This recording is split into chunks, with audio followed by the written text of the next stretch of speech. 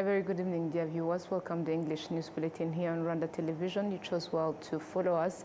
Let's kick off today's edition with the headlines. Economic analysts say Rwanda's development efforts over the past decade boosts hopes of reaching middle-income status ahead of the 2035 targets. The Higher Education Council has assured that the process of granting academic equivalence will no longer exceed 10 days. On the international scene, United Nations officials say their work across 31 entities will carry on even without the support of the United States.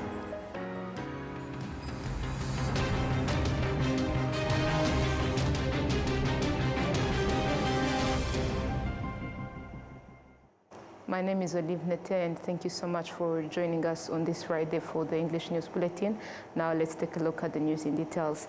Economic analysts say that based on the development initiatives Rwanda has implemented over the past 10 years, there is strong optimism that the country could soon attain middle-income status earlier than its original 2035 target. We have details on this story.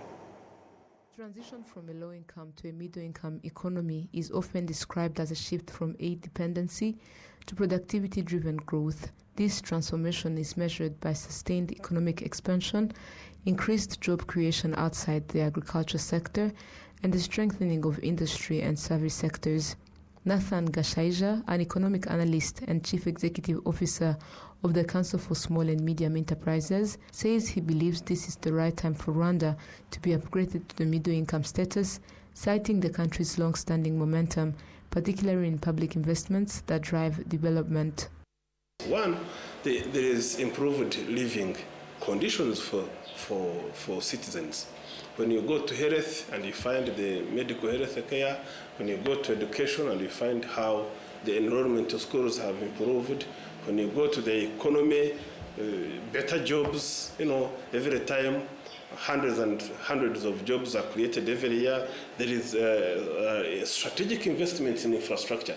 When you look at infrastructure in the country, which are very strategic for the benefit of citizens, you find a lot has been done. For example, in the logistics sector, we are aspiring to be a logistics hub. In sports, we are aspiring to be a sports hub. We have very many infrastructure. Actually, this sector is developing each day, and we are attracting very many. If you see the meeting, the conferences, a lot has been done. Our tourism is growing. So we deserve to apply to be in the middle-income status. Economist Teddy Kaberuka notes that while Rwanda has made notable progress across several indicators, more effort is still needed, particularly in raising gross national income per capita. He emphasizes that improving household incomes remains a critical requirement for entering this category. The general increase or the shifting from low-income economy to the middle-income economy, it creates a very big mass of people in what we call middle class. Middle class is, people in the middle class are people who can afford the basic need plus little for savings. And when we have a very big pool of people capable to earn an income, to save, and then it increases the saving capacity, and therefore it has an effect on the investment of the country, and it creates a welfare for the population. Both analysts agree that attaining middle-income status would place greater responsibility on Rwandans across all sectors, calling for a shift in mindset, higher productivity, and accelerated economic output. Being in the middle-income status as a country gives us a task. It gives us a task of producing beyond subsistence, a task of producing for the regional and global markets, a task for value addition on what we produce. That is in terms of agriculture. Then in human capital, it gives us a task that our human resources should be skilled up to the international level so that we can also start exporting our professionals.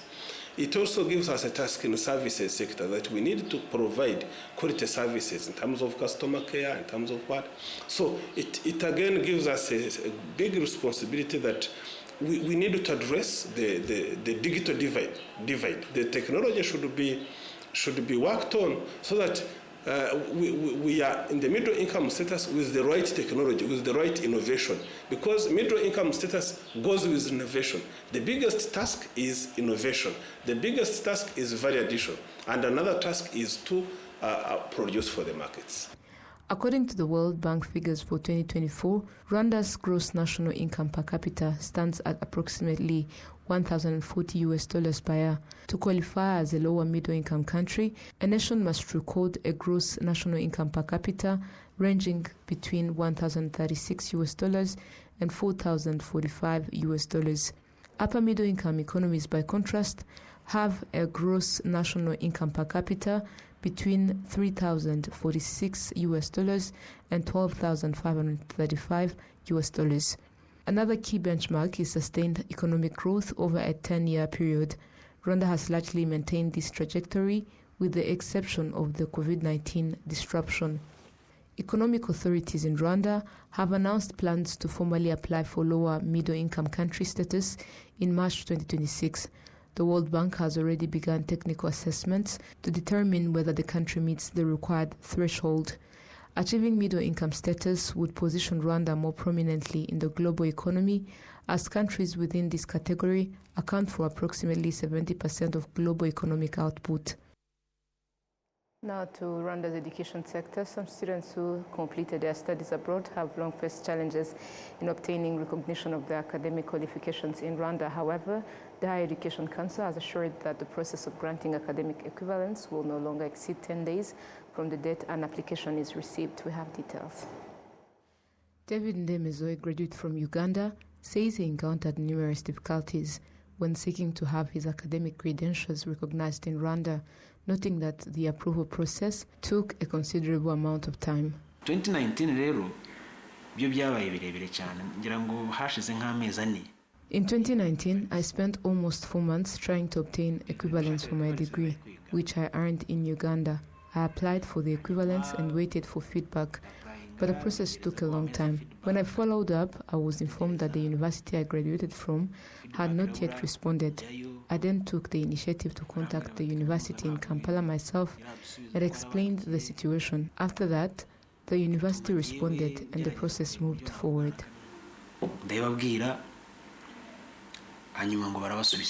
Mary Josette Ineza, who studied in Burundi, says the introduction of a digital system by the Higher Education Council has significantly simplified the equivalence application process compared to the previous manual system.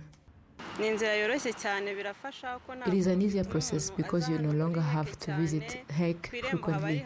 Irembo agents are located near people's homes, and you simply provide them with all the required documents. The process is very simple and much faster. It takes only 7 days. During a plenary session, members of parliament raised concerns while engaging with HEC leadership, calling for faster processing of equivalence applications to ensure that graduates who studied abroad receive official recognition of their qualifications within a reasonable time frame. To be honest, we understand that the verification process does not involve only the Higher Education Council and the Ministry of Education. Sometimes embassies are also involved. It is therefore understandable that the process can take time. I'm not sure whether this will be sufficient, but my advice to the Commission is to explore additional strategies that could support the Higher Education Council in speeding up the exercise. With an average of only 2 staff members handling more than 2,000 equivalence applicants, I do not believe this alone will make a significant difference. While reducing requirements may help, I do not think it will provide a permanent solution. The Director General of Rwanda Higher Education Council, Dr. Edward Kadozi, stated that a new digital system has been implemented and integrated with the Irembo platform. He explained that a process which previously took more than 360 days is now expected to be completed within 10 days. Normally, the applicants that need equivalence as Rwandans who have studied abroad, or foreigners who are coming to study in Rwanda or to work in Rwanda, or employers who want to recruit someone who have international qualifications and they need equivalence.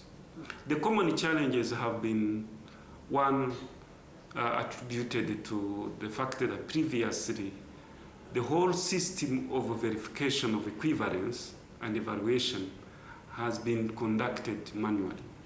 And that one used to affect the process and how they could speed up the verification process. What we are doing, we are trying to normalize the system.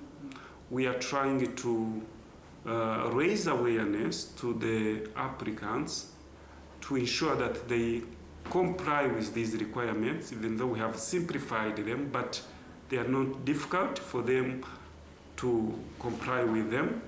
And we are working hard to make sure that the system is efficient and effective to the applicants, but also to the HEC and the Ministry of Education in charge of this service.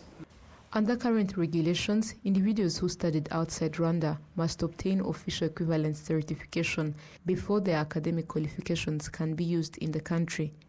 The Higher Education Council began implementing the new digital system on December 24, 2025, and has since received applications from more than 70 individuals. Rwandan applicants are required to pay a fee of 60,000 Rwandan francs, while foreign applicants pay $120.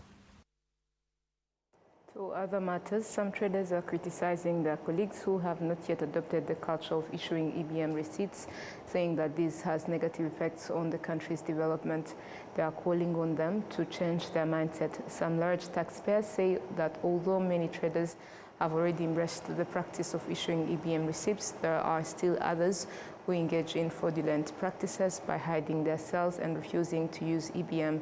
They note that such behavior undermines fair competition and national development. Customers, as well as some traders, say that failing to issue EBM receipts reflects a poor mindset and undermines the country's overall development. Professionals working in business accounting say that operating transparently brings significant benefits. Jean-Paulin Witonze, the Deputy Commissioner for Taxpayer Services and Communications of the Rwanda Revenue Authority, explained the measures that have been put in place to track down those involved in tax evasion who refuse to use EBM. The Rwanda Revenue Authority has indicated that the number of EBM machine users has increased more than fivefold over the past 5 years, reaching 168,000 people who have also been trained on how to use them. To Kayonza district, road users in the Eastern Province acknowledge their crucial role in promoting responsible behavior among all road users to reduce accidents that often result in loss of lives.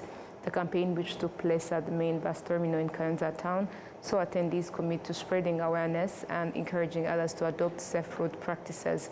Dr. Vincent Biruta, the Minister of Interior, emphasized the importance of cautious and disciplined behavior among all road users to ensure the safety of everyone on the roads.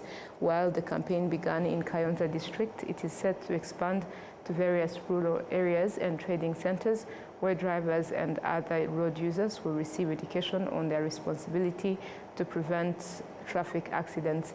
In a press briefing, police spokesperson ACP Boniface Rutikanga presented statistics on road accidents during the festive period spanning the end of last year and the start of this year. He reported a total of 14 accidents, with Bugesera district experiencing 6 serious incidents, Kayonza 4 and Gatsibo district reporting no major accidents. Moving ahead, people with disabilities organized under the Kotraru cooperative who transport goods mainly by bicycle across the small border connecting Rubavu and Goma are celebrating the progress they have made both in their households and within their cooperative as a whole. This includes owning a building valued at over 100 million Rwandan francs. This cooperative has been operating for more than 15 years, facilitating the transport of goods by people with disabilities using bicycles at the small border between Rubavu and Goma. Some members of the cooperative, including those who used to beg on the streets, say that since they joined forces and received government support to ease their work of transporting goods, they have managed to improve their livelihoods. Having an organization that unites them as people with disabilities has helped them overcome challenges and injuries. Today, they have reached a level where they are implementing development projects, including the construction of the building worth over 100 million Rwandan francs. The leadership of the cooperative states that the newly added building to the cooperative's assets will be handed over to the private entrepreneurs to generate income, while the remaining profits will be shared among members through dividends. The cooperative currently has over 90 members with disabilities, and more than 70 others are in the process of acquiring shares to become members. So far, each member's initial share capital amounts to over 1.7 million Rwandan francs. And this marks the end of tonight's bulletin. Thank you so much for staying with us. We wish you a restful weekend ahead. Good night.